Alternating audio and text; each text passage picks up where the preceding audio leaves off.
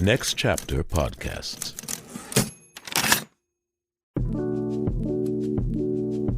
Hi, I'm Michael Goodfriend, executive producer of the Play On podcast series at Next Chapter Podcasts. You know, the actors who give voice to the characters of the Play On podcast have come to Next Chapter Studios through a whole array of backgrounds, roads, paths, walks of life, whatever you want to call it.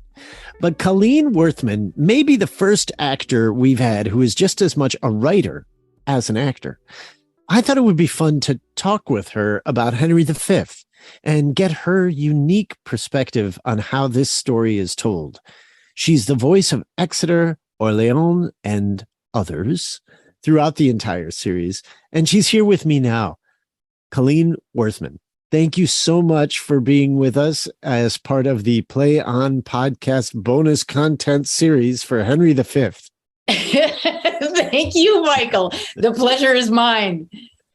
Colleen, that's a mouthful right there. What, that the pleasure is yours? The or podcast, the Play On, the whole title. How many times can you get the word podcast into one sentence? That's the challenge. Okay, you have written for The Daily Show with Trevor Noah, The Yes. Nightly Show with Larry Wilmore. Yes. You wrote the Academy Awards? I worked No. on the writing team of the Oscars 2 times. Yeah, So you wrote the Academy Awards. basically. Yeah, you just, okay.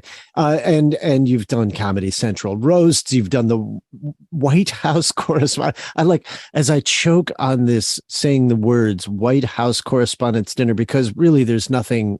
I mean, in the world of comedy, it seems to me that's like this sort of like, that's the Oscars. If you get to write for the White House Correspondents Dinner. It's pretty cool, but it's actually a really rough room because it's so cavernous and the people are not there to laugh. Right. I guess it's the hardest audience you could possibly get, Yeah. right? People who really take themselves seriously. Yeah. Yeah. At least at the Oscars, right? I mean, people are willing to laugh at themselves. It seems a lot more readily. Much more so. Yeah. Except now you get hit. You know, now you're taking your life in your hands if you're writing comedy for the Oscars. I mean, a lot of people are taking their life into their hands if they're writing comedy or performing comedy. Regardless, right? Okay, references to cultural, things that are happening in the now of now when it comes to comedy writing. Mhm. How similar is writing comedy for stars to the series Hacks? Go. Well, it depends on the star. It depends on the star's personality and whether they're funny or not. I mean, I've written for people who are not necessarily comics, and I've written for people who are incredibly seasoned, legendary comics. So it honestly depends on their voice. I try to, be in their character when I write for them and write to their voice and what makes them unique and sort of what makes them pop. So in Hacks, Ava, played by Hannah Einbinder, Mhm. has to get to know Deborah Vance, the character Deborah Vance, played by Gene Smart, the legendary Gene Smart. Yes. Right. So there is that realistic in your mind that she could not become the writer for that character without getting to know her the way she does? Some comics have very much an entourage-y kind of lifestyle where, they're super successful, super famous, and they have this kind of like team who's always with them, whether at home or traveling or whatever. My understanding is that Joan Rivers, upon whom the character of Deborah Vance is based, very much did have that kind of orbit. And it wouldn't surprise me that an iconic Vegas comic like that would have a sort of entourage-y setup. Other comics work a lot over email. Others just have very casual sort of get-togethers, at their apartments or their homes or whatever. So it really depends. I feel like I'm giving you these kind of unsatisfyingly nuanced. Yeah, there's nothing in here that we can go to the gossip magazines with. No juice. No, I'm sorry. If you want to make some extra bank, I'll try to think of some hot goss for you. Come on. This is the stuff that makes podcasts addictive. All right, here's a softball. Ooh. Who is the easiest comic you've written for? Like, I mean, the easiest relationship, most down to earth. Let's put it that way. Most down to earth. Gosh. I thought this was an easy question. I mean, I feel like I haven't written for anybody who was really that, maybe one who was difficult sometimes, but I've written for a lot of pretty seasoned comics who are very at home in there and very specific about their own voices. I mean, writing for Steve Martin was a dream. He was totally supportive, totally encouraging, totally fun, very concise with his notes, very precise about what is his voice and what wasn't. And when I first started writing for him, I was a fairly novice joke writer. And so I was kind of overwhelmed by the opportunity, but I just worked really hard and tried to be in his voice and his way of being and his perspective. And overall, I think he was pretty happy with my material. He was completely unpretentious. And I learned a lot. You know, when you try to write for the best, you can't help but get better, you know? Yeah. What was the Steve Martin event or series, or was it a series or no, the first thing I ever wrote for him was a bunch of monologue jokes because he was about to host Saturday Night Live. This was like for February or March of 2009. And I actually met him through his wife, who's a very old friend of mine. And he kind of took a shine to me and invited me to write for him because I was writing already comedic stuff. I think he just wanted to give me a shot. But, and, you know, he wound up actually being really happy with me. And I mean, writing for him was such a trip because he emailed me out of the blue and was like, "Hey, I'm hosting SNL in a few months. You want to write some jokes for me?" I was like, "Yeah." Oh my God. I'm okay. So I worked really, really hard on them. And he had two other writers who were also, you know, doing jokes for him. And they were very welcoming and very friendly, which I really appreciated because I was kind of nervous coming in through this other weird channel and being relatively far less experienced. And they were incredibly gracious. And Steve liked my stuff. And about a third of the monologue that he did wound up being jokes that I wrote. And I got to go to Studio AH. My husband and I sat in the balcony and we got to watch him do the monologue at the taping. And I had like a complete out of body experience. I was like, oh my God, I had thoughts and I typed them in my computer and I sent them to him. And then he put them in his mind and they're coming out. My words are coming out of his mouth and the people are laughing. You know, my mind was blown. It's got to be the greatest honor. It was completely what could possibly top that other than the Play On podcast series Henry V?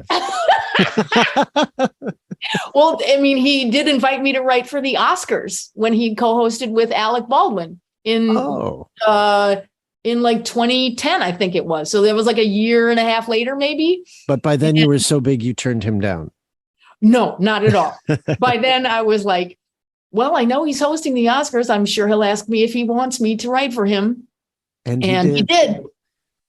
Awesome. So I got to do that. And it was also incredibly fun. Does he still live in the same house in Beverly Hills where Judd Apatow, as legend has it, went to ask for his autograph and was told that he never signs autographs at his house? I don't think he signs autographs ever in general. I think he's just opposed to it. But I don't know. I know where he lives in Beverly Hills, but I don't know if it's the same. The House of Legend. Yeah, because I don't know what year Judd Apatow did that. Oh gosh. apparently, I guess it must have been 40 years ago now at this point, but yeah, could be, well, could not be. Yeah. Well, I'll leave that to the internet sleuths. Yeah. So, okay, pivoting from all of this incredible experience to how you got into that world, the writing for these legendary comedians and being a writer in your own right. Did you set out to be a writer? Did you set out to be an actor? What came first? I mean, when I was in high school, I fell in love with acting. I went to NYU to Tisch School of the Arts. I was a drama major. I studied at Circle in the Square. After I got out of there, I observed at the Actors Studio, and then I studied with the legendary acting teacher Win Handman when I was in my early 20s. When I was in college, I thought I was going to be a Shakespearean actor, like go around the country to regional theaters and do Shakespeare plays. But then I started to fall in love. I fell in love with experimental theater, and that's all I wanted to do when I got out. So I actually was one of the founding members of this experimental theater company called Elevator Repair Service, which is maybe best known for this production called Gats. It's like an 8-hour long adaptation of The Great Gatsby, which is actually pretty extraordinary. So I was an actor in that company for a long time. I was also a costume designer there because nobody else was doing costumes. And I was like, I'll do it. I didn't really know what I was doing. I kind of learned as I went along, and then I wound up designing for other people. But after that stuff, I started performing solo work from like my mid-20s to my early 30s because I wasn't working enough as an actor, aside from like experimental theater stuff. I wasn't booking, and I just wanted to perform. I wanted to work and be creatively challenged. So I wrote for myself, and I did 3 solo shows, and that was super fun. Also exhausting. Like, I hate producing my own work, but I did it for like 7 years. And then I was like, I miss acting with other people, and I miss like regular theater. So then I started doing more like new plays. That's actually what I spent the most time in my career doing, is like, plays from scratch and new plays written by playwrights. And I have done basically almost no Shakespeare in my professional career. When I was in college, I played Ratcliffe in Richard III, and I was Juliet in Romeo and Juliet in a student production that a friend of mine directed, which was really fun. When I was like in my early 20s, I played Portia in this experimental-ish adaptation by Todd Alcott of The Merchant of Venice called A Pound of Flesh. And that was really fun. But like since then, I basically, like, people never see me as a Shakespearean actor. They see me as this sort of downtown person who, or like a new play person. There's kind of this weird, I think, disparate thing in New York where like you're either like a regular actor or you're like one of these kind of like modern new people actors who does downtown and experimental stuff, I think. Did you do stand-up ever? I've never done stand-up. I have great respect for the art of it. And also it's just like such a brutal life. Yeah. Like I love stand-up. I have lots of friends who are stand-ups, but every time I think about becoming a stand-up, I'm going to be like, oh my God, it's going to take years to get good. I feel like I have an advantage. Like if I actually change my mind and start doing it, because I'm very comfortable performing, and I'm, I find it easy to do crowd work.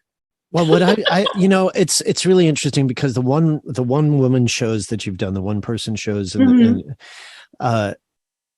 I was a bartender at a comedy club, and which one? It was called M Bar in Los Angeles. It was way back in the day. I'm not going to tell you when it was, but before Louis C.K. was a household name, before he was a household name for what he's a household name for now. Right. His act was so silly and so funny when he was like 30. Yeah. Like around the time he wrote like Pootie Tang. I remember him performing at Luna Lounge in New York, and his act was so surreal. It made me cry laughing. Well, and what was so interesting about the likes of Louis C.K., Patton Oswalt, Laura Keitlinger, these incredible comedians. Mm. When you sit down and you're at hearing them do their thing, it sounds like it's just coming out spontaneously. They're having these thoughts, these jokes are coming. They're so brilliant that they can think of these jokes in the moment. But being a bartender and hearing their jokes, multitasking as I was, getting people drinks and making their drinks and opening, what bottles of wine and whatnot, I began to realize, because the same comics would come up time after time after time, trying out their material. And I realized, oh my God, these are not spontaneous things. The revelation for me was these are one-person shows. So you writing a one-person show actually makes total sense, and that it would lead to comedy, because I think it's kind of the same craft. A one-person show has much more of a narrative, I guess, a beginning, middle, and end, and you don't expect to be interrupted by the audience. But if you know your material really well and you have 1,000 jokes that you've written that you can pull out at any moment to fit a narrative or a theme that you've crafted, then it has that, it feels spontaneous, but it really is fitting into a beginning, middle, and end. I had my solo shows were really like, two of them were like multi-character, like ding, ding, ding, ding, ding, ding, ding, like a parallel circuitry that sort of created a whole environment. And then one was more of like a straight up narrative with an arc. But there were a lot of jokes in them. And I've always thought that my gift, my main strength, or one of my main strengths, hopefully, as a joke writer, is that I have this acting background, which makes me able to go inside people's ways of being, inside their characters, and see things through their eyes and speak in their voices. It is a kind of channeling, for sure. Well, and it's so interesting that so many comedians are asked to act. Yes. Right. And you get these, Judd Apatow, right? He wanted to be an actor, but he was the funny guy, and he was told he couldn't act. And so he went completely into writing. It's not as often or as common that you get actors, comedians who have a solid background in acting, which I think makes much more sense. That we would then have them in films and television, and Yeah, it's funny. And it's interesting to me because a lot of comics, people who are pure stand-up comics who become actors, are equally adept at comedy and drama. Like there are a lot of drama actors who can't be funny. Yeah. But if you're a comic actor, you are already technically more skilled than a drama actor. I know these are fighting words. Come at me, bro. It's totally true. I think it's a lot harder to be funny. Yeah. Well, it requires a certain sort of scientific or technical obsession that is about mechanics, timing, dynamics, stuff like volume, rhythm, that a lot of people who are swamped with emotion in drama don't think about. Yeah. There's so much more technicality in comedy, and you have to have that spark of life, that spontaneity. So there's a lot more like Olay factor, I think. So you wanted to be a Shakespearean actor, and you got your big break when you were cast in the Play On podcast series, Henry V. Yes, exactly. Playing men, like I always do. So not your first time playing male roles. This ain't my first male rodeo. My wife said to me yesterday, everybody makes such a big to-do about, actors who can have played the whole canon, Shakespeare's whole canon. She's like, it's always men, because the whole, like all 37 plays, they've been in all 37 plays, And she said there really needs to be a special award for the first woman who has been in all 37 of Shakespeare's plays because he wrote for all men. Mm-hmm. Totally. Yeah, I wonder who that would be. Yeah. Well, maybe it'll be you. Maybe. We'll see how this goes. So, okay. How did you end up in this podcast series? You know Lloyd Suh, the translator? I know Lloyd Suh. I know him through this theater that he used to work for called The Lark, which was sort of like a new play development thing. It wasn't like a theater company per se. They didn't really like produce productions, but they did tons and tons of like readings and workshops and provided opportunities for playwrights to hear their new material and get feedback on it with really good actors and in the way that they want. Because I think a lot of new playwright development is like kind of a nightmare. Like you get a lot of unwelcome sort of prescriptive stuff like, you need to do this with your play, you need to do that. And at the Lark, the playwrights were in charge of like, what do you want to hear? What are the questions you have? Which I think was very welcome and necessary for their processes. So anyway, Lloyd used to get these, used to sort of cast these Monday night workshops that they would do like every other Monday night. And I would frequently do those. As I've mentioned before, I love working on new plays. Or maybe I just mentioned that I work on a lot of new plays. I love working on new plays. And he would always ask me to come and do Monday nights, and I would. And that's how I got to know him. And eventually I would see readings of his plays. And he's an incredibly gifted playwright. His work is wonderful, completely spellbinding. And so I was excited to find out that he had done this adaptation. And I said, hell yeah, I'll do it. And I know a lot of the other actors sort of just from New York. I did a play with Steve Boyer, who played Pistol years ago, this awesome play by Nick Jones called Trevor. It's like one of my favorite plays I've ever done. Bobby Moreno, Jeff BIEHL, I did a show with like 6 years ago. God, who else? So all the people in this ensemble have worked together at some point, it seems. Yeah, like one way or another, either a reading or productions or whatever. So you go into the studio, there's nobody there that you didn't know. There were a handful of people I had not ever worked with or met. Among the main actors, I would say I knew about half of them. Uh-huh. Yeah. And what was your take on it?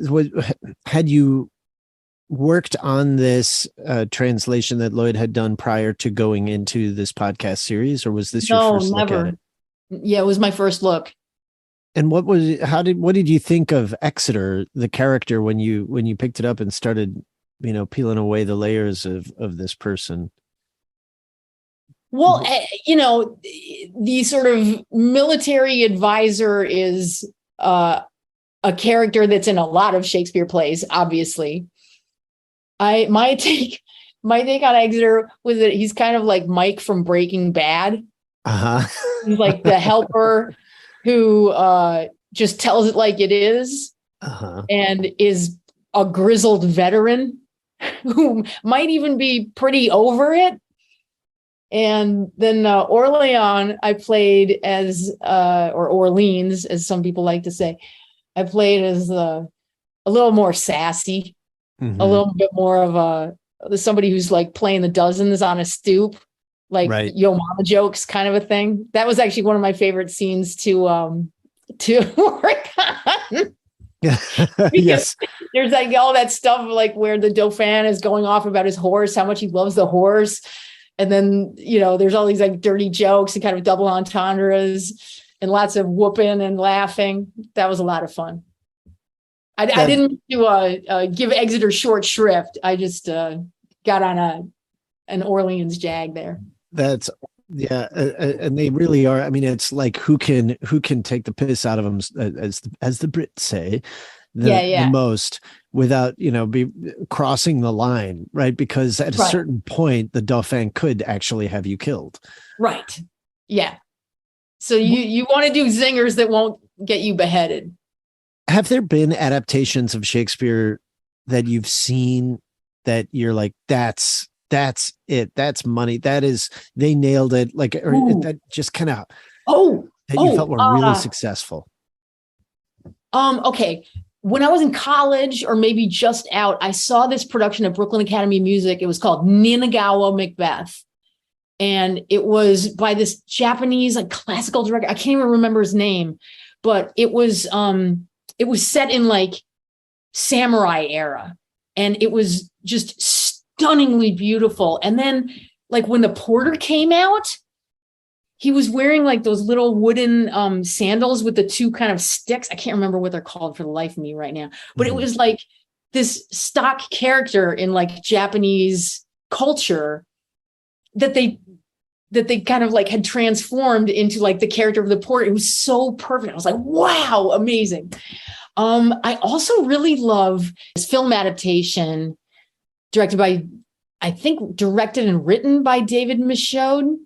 No, directed by him, written and adapted by Joel Edgerton, I think, called The King. And Timothée Chalamet plays Prince Hal, and Edgerton plays Falstaff. And it's very smartly done. It looks fabulous. All the actors are great.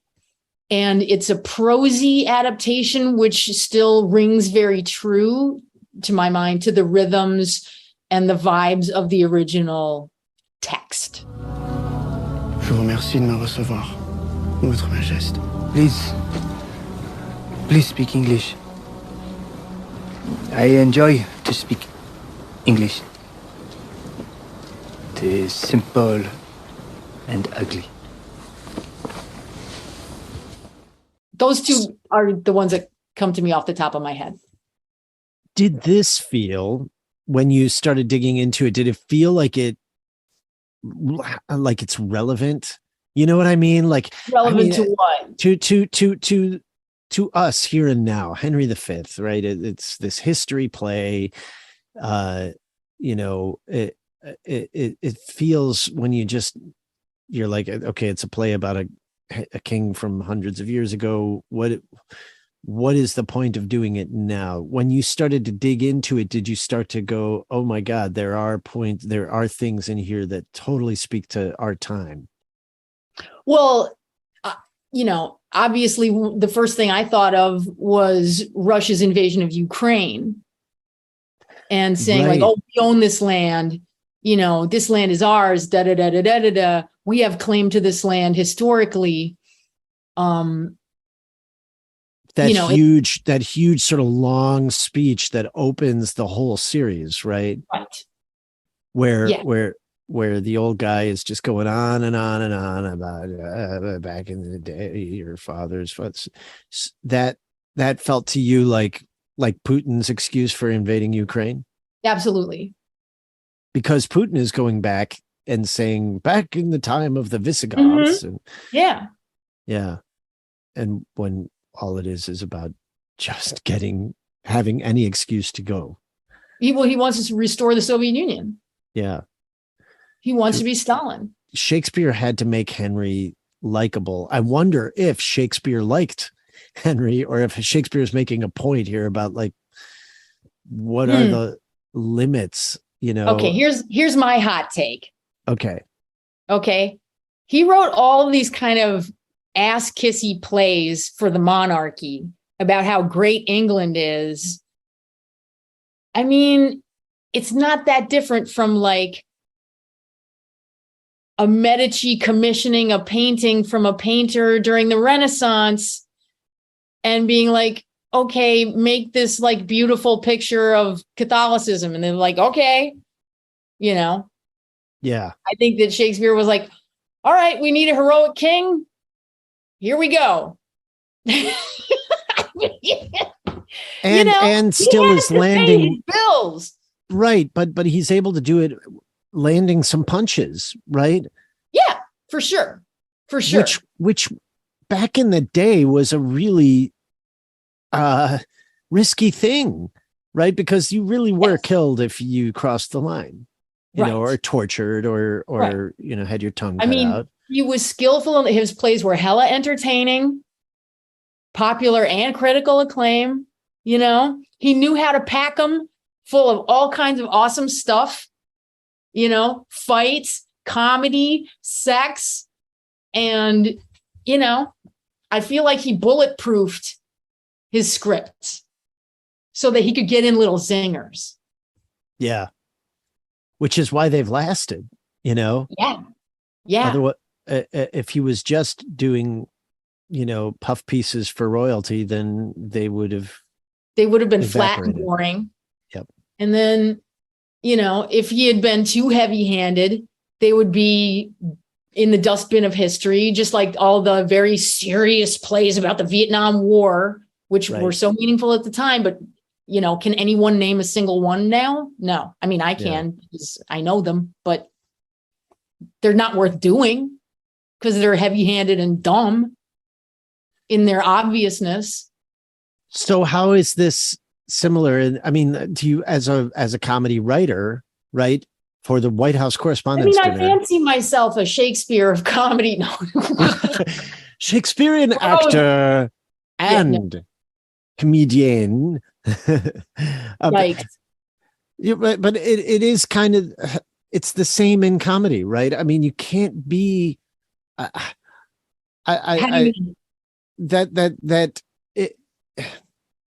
you, I guess it's more a question than a comment, that do you feel like the same holds true in writing comedy here and now for something like the White House Correspondents' Dinner? I'm not sure I understand your question. We're talking about how Shakespeare had to thread a needle, not be too offensive to the royalty, but not too offensive. Soft either. Right. It's like that song Motown Philly, like not too hard, not too soft. Right. Do you face that challenge writing comedy today? Yes. Again, it depends on what venue. Like if it's a big event like the Oscars, you know, you don't want to ruin someone's night with cruelty. But on the other hand, fuck these people. It's like millionaires giving each other gold statues for being amazing. You know? So you want to be able to zing people in a way that's funny for them and everyone. And you also want to have some teeth for the people who are like, oh, I resent this, you know? Mm-hmm. So that's a needle to thread for sure.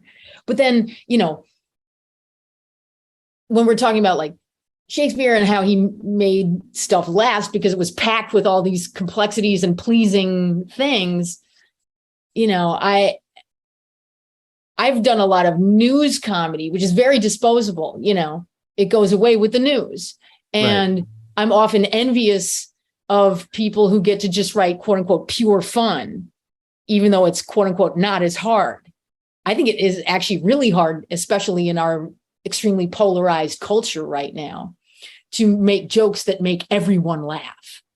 Yeah. Because people are really worked up still, even, you know, 2 years after the end of the Trump presidency, people are still super conspiracy-ish, super stubborn, super angry, super paranoid and threatened on the left and the right, and downtrodden, and, you know, in the left, right, and middle. So I remember very challenging. During the Trump presidency, you know, I talked to, I won't say who, a very, very famous actor, but he was actually upset about Alec Baldwin playing Trump just because he said, we can't laugh. There's nothing that making a joke of Trump actually undermines the resistance to Trump. You know, I mean, I've heard that argument and I don't necessarily agree. I think that one of the great gifts of American democracy is our collective freedom to shit on the president and all politicians. even though it might not feel particularly edgy. If you look at it from, a 30,000 foot view, it's actually amazing and awesome that we do it and do it as much as we do. I do think that there's a danger in very, very partisan point making and mocking, in that it usually serves as confirmation bias for affluent, well-educated liberals and poor, uneducated conservatives. Mm-hmm. Mm-hmm. I mean, well, everyone really, but particularly those two demographics. And all the TV news comedy is geared toward confirmation bias for affluent, liberal, well-educated people. Mm-hmm. And then most like talk radio, the Joe Rogans, the Alex Joneses are geared toward like poor, uneducated conservatives. Yeah. So I think that's a danger. I mean, we're getting probably way off topic from like Henry V podcast, but it's all relevant though, because it's kind of all interlinked in a way. Yeah. I mean, we talk a lot about how polarized our society is today, right? And it definitely is. I mean, my stepdad is a Vietnam vet and was a hippie in the 60s and lived through all of the sort of the tumultuousness of that time. And I was talking to him yesterday. He said it's way worse now. So just hearing that from somebody who had been in the fray, really, back in when what we say was the most tumultuous time since the Civil War, yikes. Given that, though, I mean, England in Shakespeare's time was every bit as tumultuous with the Catholics and and the Protestants. Yeah. And, I mean, let's not forget about like the Restoration, which happened not long after this, right? Right. After Cromwell put the kibosh on theater, then it came back and it was Restoration theater. Yeah. So you said that you wish you had the freedom to oh gosh, I can't remember how you put it. Just pure fun comedy. Yeah. Yeah. But you're show running a comedy variety pilot for Freedom about women's history, created and hosted Freeform. I'm sorry, Freeform. No, that's okay. It's like a subsidiary of ABC Disney. I actually did that like 2 years ago. Okay. So you're no longer showrunner on that, or it's over? No, I show ran the pilot and that's done. It was actually a blast to write. It was so fun. The show was called Pushy, Bitchy, Frumpy, Hoary. And it's a sketch variety pilot about women's history and how the thesis of the pilot is basically that like we really don't know just so much about women's history, and we don't know like even a fraction of the incredible, amazing stories of women in history that we do know existed. So it was a blast. I did it with I co-wrote it with Laura Bell Bundy, who is an incredible singer, actor, performer, powerhouse in her own right, who's maybe most well known for starring as Elle Woods in the Broadway production of Legally Blonde. I think she was nominated for Tony for it, among other things. And did that have what did that give you, this sort of the freedom that you're talking about, just to have fun? I mean, did it feel like that, or is show running such a major responsibility that you can't have? I mean, you did just say that it was great fun, but was it let's say, if you were to continue, if that pilot had gotten picked up, if it ran, could you see yourself having the kind of freedom that you're describing, and just in the process? Yes, although I think it would feel different. I mean, show running, just the writing of a pilot is purely creative. And then once you get into production, show running becomes this whole different ball of wax. You're dealing with budgets, you're dealing with time, you're dealing with different departments' issues. You're handling talent. You're handling the writer's room. So it's very much more a managerial job, but you're still making creative decisions. I think the freedom would be with a lot of baggage attached. There would be a lot of sidecars of baggage attached to that freedom, if that makes sense. Yeah. It's a lot of, it's a lot of stress, as well. Managing all of that. But, that's it's a happy problem to have. Like, oh no, I'm so stressed, trying to figure out how to make my show perfect. Right. Like that's an awesome situation to be in. Can I ask you more about the White House Correspondents' Dinner? Sure, of course. Have you done more than one? No, I only have done one. I did the one where Larry Wilmore was the host, and it was Barack Obama's last year as president.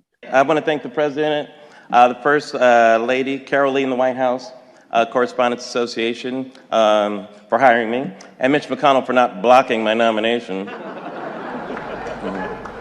Seriously, you got to give Mitch McConnell credit. At this point, he could block LeBron James. That was a great one. It was a great one, right? It was really funny. Harder than, easier than. We did kind of touch on it for a second, but compared to writing for the Oscars, more of a breeze or less? It was much more concentrated. I would say there was a lot more. It felt like a lot more pressure, just because we were also working on the nightly show, and then we were like churning out these jokes for the White House Correspondents' Dinner, kind of whenever we had free time. And when I was writing on the Oscars, there was just a lot more time to craft those jokes. So there was definitely more of a time constraint, a rush of like, shit, we've got to have like 4 batches of jokes this week. And then he's going to run it on the Friday before the weekend. So, it also, but there was something good about the speed of the Correspondents' Dinner, because we already knew who was going to be there. We already knew what Larry wanted to talk about. And we already knew, just topically what we wanted to cover about Barack Obama's presidency. And like with the Oscars, there's this sort of different situation where, you think Tom Cruise is going to be in the audience, and then all of a sudden he's not. Or, you think the director of X movie, which is a big deal, is not going to be there, and then he is, and you're like, and you have to do all this stuff. But either way, it's like a lot of preparedness. I did attend. Yes, I attended the Oscars. Oh, once. When? Isn't it fun? It was great. Here's how it happened. My grandmother's coworker's stepdaughter rode horses with the wife of the man who did the clips for all of the films that were referred to. So I got set up on a blind date with this person. I wore a tuxedo that didn't fit, and we sat in the nosebleeds, and she couldn't have been less interested, and I was, of course, riveted, And she said, if you want to go walk around, go ahead. And I did. And I like snuck down. Did you hit the open bars? Those open bars. I totally went in. I hit the open bar. And then all of a sudden, people, like, if you act like you are, like you're somebody, I went up to a very famous actress who happened to win the award for Best Actress, and I actually had a person in common with her, and I said, hey, I mentioned this person, and she started talking to me, and suddenly I was royalty. People assumed because I was with her in that moment that I was somebody, and so I milled around with all of these legends and famous people. But that's when I realized that those seats that are filled when the camera pans to those people are not filled most of the time because everybody's so stressed out that they're going straight for the bar, and there are seat fillers. There are people that run in and sit in those seats. Yeah. So if you're writing a joke that has to land about Tom Cruise and he's not in his seat, then the camera has nothing to turn to and the joke is dead. Right. Well, I mean, most of the jokes happen right. They're either in the monologue, the opening monologue, which everyone is there, or they're like for the intros to the presenters. And so they will let them know ahead of time, like, oh, you know, they're going to mention you at this juncture so that they are there. So do you think Chris Rock ad-libbed the G.I. Jane reference? 100%. Ooh. Yeah. Oh, that's that. So in that sense, that was really risky. I mean, was it risky? Celebrities are used to being teased and, you know, joked about. It's the friggin' Oscars. Like, Chris Rock is going to make fun of you. Yeah. Like, you should get down on your hands and knees and thank the merciful Lord Jesus that you've got one of the best comics in the entire world making jokes about you. Yeah. You know, that's my feeling. Which Queen Elizabeth must have realized on some level with William Shakespeare. Yes. Better to be written about by the best writer or have some passing reference made to some inside thing that the really clued in people are going to laugh at. Right. Exactly. Or, you know, the other thing about Queen Elizabeth, and I actually learned this working on Pushy Bitchy Frumpy Hoary, is that they think that most of her life she was suffering from severe toxic poisoning from wearing lead-based makeup and Cinnabar rouge on her and Cinnabar on her lips, because those are toxic metals. And so they think that she was at least partially brain addled. And there's a lot of like scholarship that's like, what if she wasn't? What if she had been in full possession of her faculties?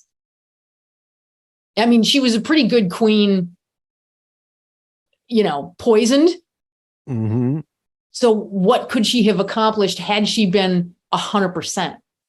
That is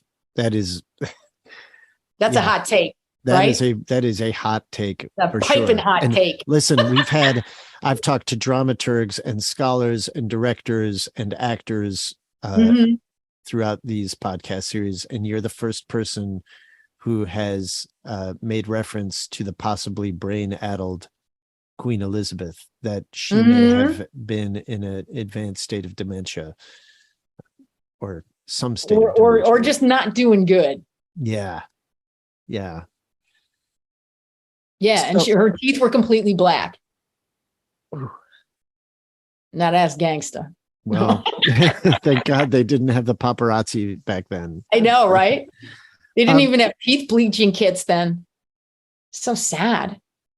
So okay, here's a question that it's almost rhetorical, right? But you go and you do a Shakespeare play like this. Does it make you a better writer? One can make the argument that anytime you are filling your creative well with exceptional material, it enriches you as an artist, right? Then yes, I think it makes me in particular appreciate the punchiness of his turns of phrase, the words he invented, the jokes, the structure, the empathy. There are so many things to appreciate. And it's like a kaleidoscope. You know, you can adjust it a little bit and go, wow, that's beautiful. And you can adjust it another way and go, wow, that's beautiful. And so it's a really wonderful treat, you know. What is next for you in the world of writing, in the world of acting? Do you have a dream project as a writer that you're conjuring at the moment that you feel comfortable talking about? I would really love to write for Armando Iannucci. Who is that? He created Veep, and he also created that British show called The Thick of It, and In the Loop.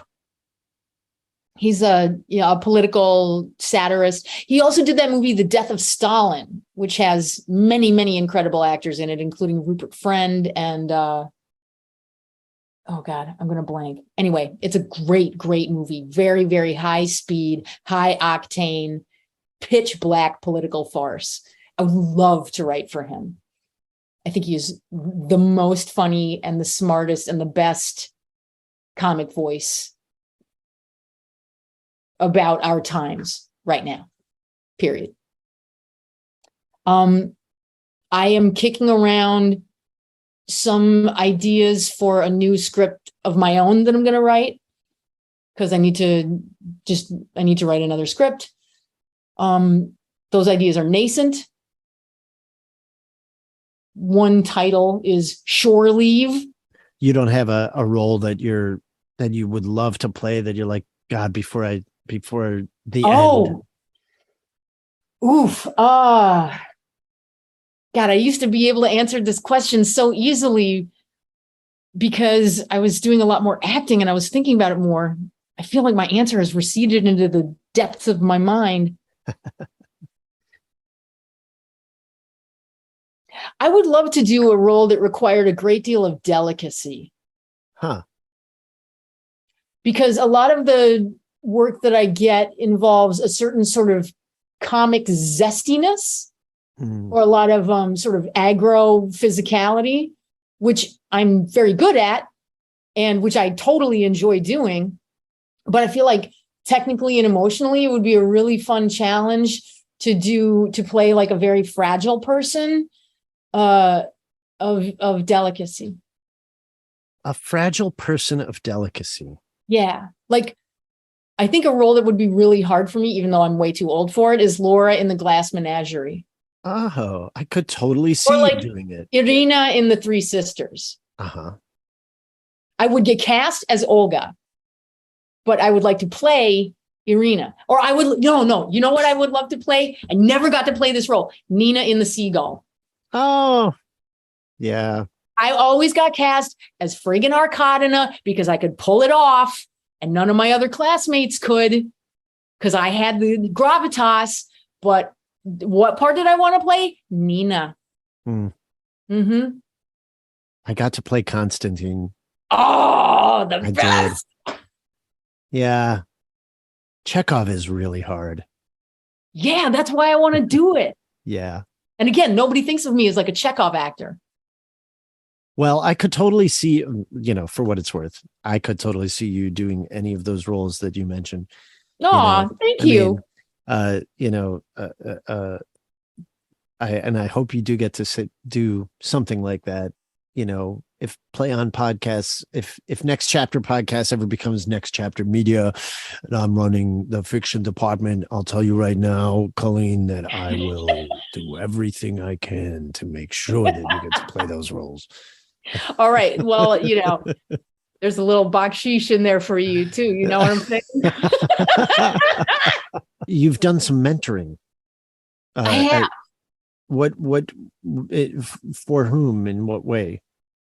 Well, I started doing mentoring sort of as a writing teacher mentor through the Writers Guild Initiative, which is part of the Writers Guild union, the TV and film writers union.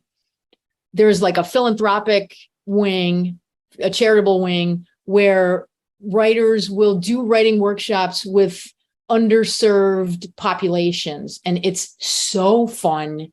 I started doing it in like 2008 or 2009 through a friend of mine. And I absolutely love it. Like, at that time, there were a lot of workshops with Wounded Warriors Project, which is a lot of veterans who have PTSD and traumatic brain injuries and physical injuries and people who are just sort of a little bit forgotten about by society when it's, thank you for your service. It's sort of just not enough. Right. And also we did workshops with their caregivers who are an even more neglected segment of society, who, whose life narratives have been completely upended, whose husbands used to be my big, strong man and are now my broken husk, you know, and they deal with a tremendous amount of stress and worry and burden, frankly, and nobody thinks about them.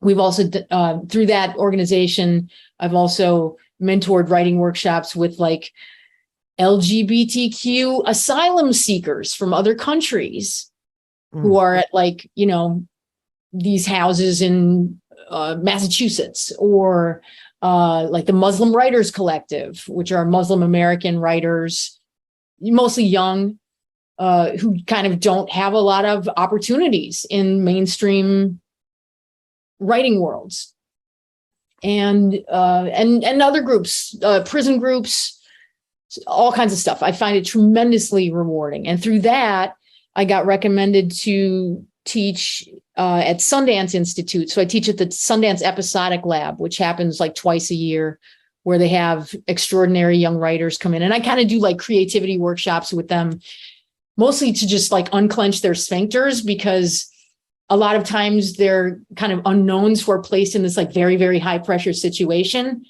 And a lot of their work is based about like identity. So they're in these kind of conundra where it's like, I need to harvest my identity for, you know, fun and profit, but then they also don't want to speak for or have their work be all about their identity. So it's just kind of about fucking their shit up and telling them to embrace their devil and have fun and fuck everybody and just be playful, which is one of the hardest things to keep doing when you start becoming a professional writer. You know, it's like working in the ice cream store. After a while, that ice cream is a lot less delicious, right? Because you're just around it all the time. So you have to find a way to like re-love ice cream. Possibly, yeah, so those are my mentor thingies for the most part. The best mentoring advice ever given: unclench the sphincter. Yes. So the creativity can come out. I think that it really true. works. If you can do it, it really works. As a performer, as a writer, as a human being. Yes. Yes. Words to live by. Unclench it. Unclench it. Yep. Copyright. And good things will happen. Colleen Werthmann. Colleen, it has been a real pleasure talking with you. I've loved every minute of it, Michael. This has been so fun. Hey, I appreciate your work so much in this series. It's really wonderful. You have an incredibly engaging voice, and the character is so clear. And it's just great to hear the sort of, you know, the parallels between these two worlds that you encompass, from classical theater to contemporary satire and comedy writing. And I just think it's a real treat to have you as a part of the series. And I'm really glad that you agreed to do it with us. Thank you so much. It was such a pleasure to work on. And you were such a fun presence in our ears. So encouraging and praising, you know, that's the number one thing that all actors love: encouragement and praise. And you gave a ton of it.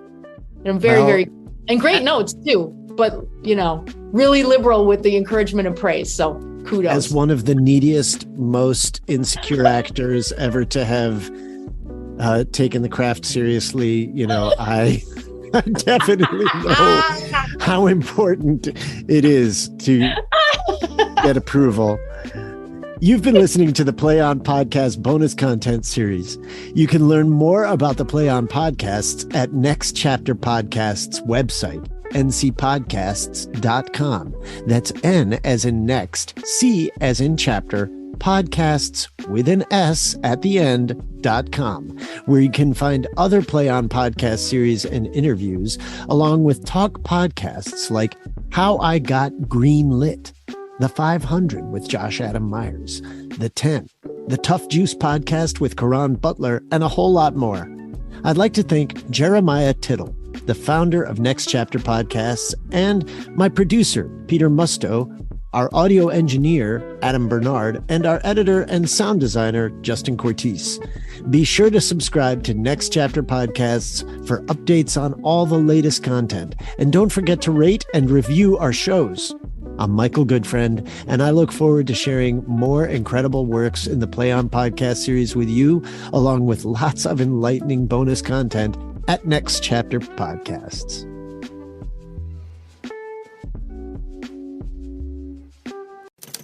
Next Chapter Podcasts.